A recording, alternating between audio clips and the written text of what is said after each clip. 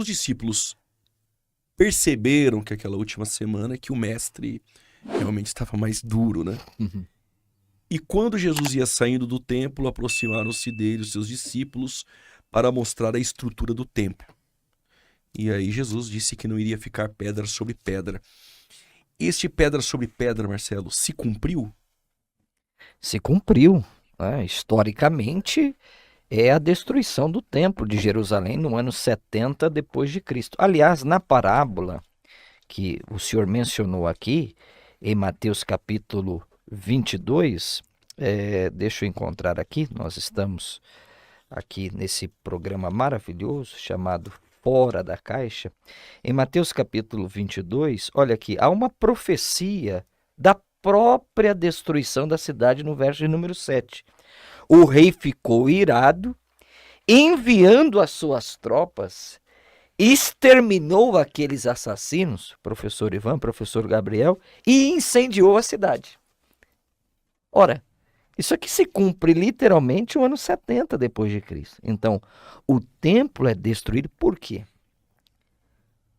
A religião judaica se baseia em pelo menos duas grandes coisas, né? A Torá, que permanece porque é eterna, e o templo. E o templo? Só que nós temos um problema agora. Cadê o templo? Cadê o objeto de culto do judaísmo? O Mishkan, o tabernáculo. Nós não temos mais. Nós que pertencemos ao Berit Hadashah, a nova aliança, sabemos que um Deus vivo habita numa casa viva. Então o templo, professor Gabriel, não é mais aquele monumento que Herodes reconstruiu. É você, sou eu, é o pastor Gabriel, é o pastor Iva. Então, parabéns, pastor Juliano, literalmente se cumpre. Não ficará aqui pedra sobre pedra que não seja derribada. Era o templo. Ok. Né? Aí ocorre a diáspora. Sim, a E dispersão. Os judeus vão para uma cidade chamada Perla, né? Alguns dizem Perla, outro Pela, e ali começa, né, a grande expansão do cristianismo. ok. E aí, quando Jesus diz isso, versículo 3. E estando assentado no Monte das Oliveiras, chegaram-se a ele os seus discípulos em particular, Ivan, dizendo: Dize-nos, quando serão essas coisas? E que sinal haverá da sua vinda e do fim do mundo? Bom, alguns vão dizer que aqui há 3 interrogativas, outros vão dizer que são 2. Quando ocorrerão essas coisas é a primeira.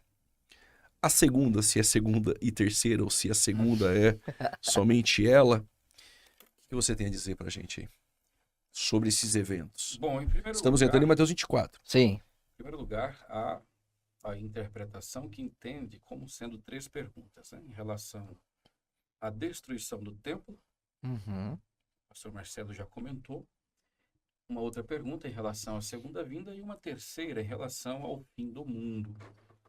Mas, exegeticamente e conceitualmente, especificamente na mentalidade judaica, o fim da era estava atrelada necessariamente ao segundo advento do Messias, que era, seria essa, que aqui muitas das vezes se traduz por mundo, fim do mundo.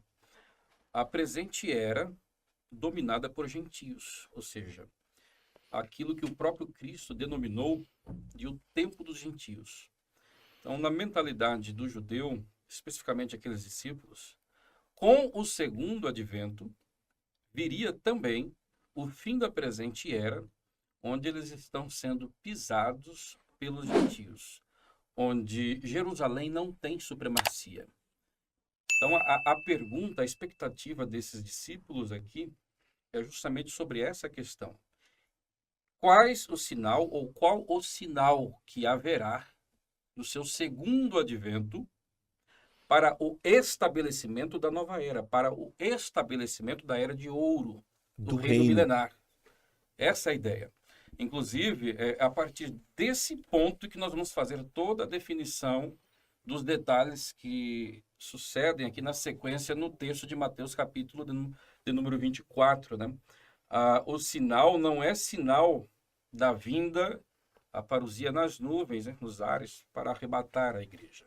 Eles não tinham ideia, a ideia de arrebatamento até então, né, não tinha esse pensamento.